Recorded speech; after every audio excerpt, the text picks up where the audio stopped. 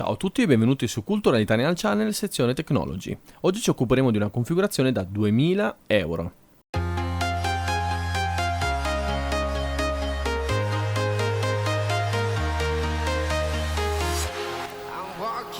Andiamo al primo componente, il CPU, quindi il processore Intel Core i7 6700K, 4 GHz, un quad core, molto potente come processore, 364 euro.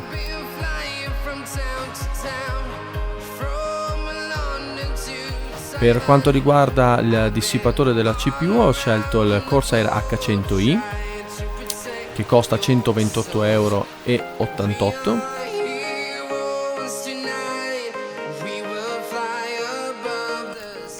Adesso passiamo alla scheda madre. Come scheda madre ho scelto un MSI Z170A Gaming M5 dal costo di 177,13 euro.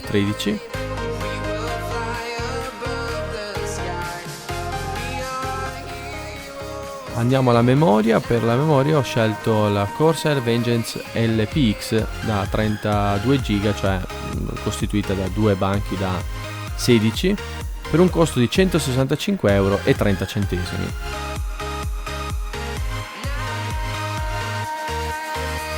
Andiamo allo storage. Samsung 850 Pro Series da 256 GB, 131,60 euro.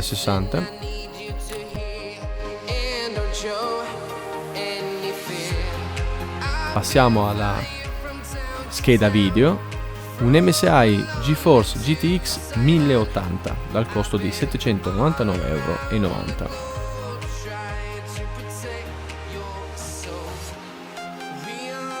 Il case, ho scelto il case della Cooler Master Case Pro 5 dal costo di 165,61 euro.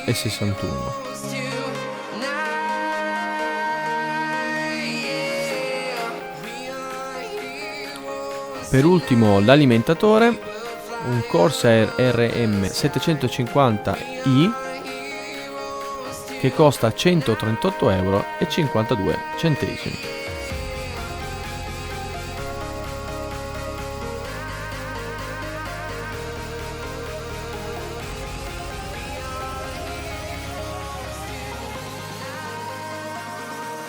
Il totale è di 2.070,94 euro.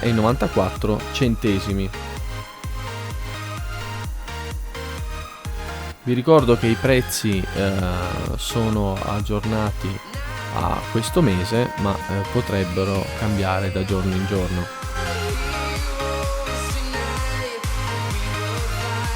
Vi ringrazio per la visione e vi invito a iscrivervi al canale per sostenermi e continuare con altri video. Grazie ancora.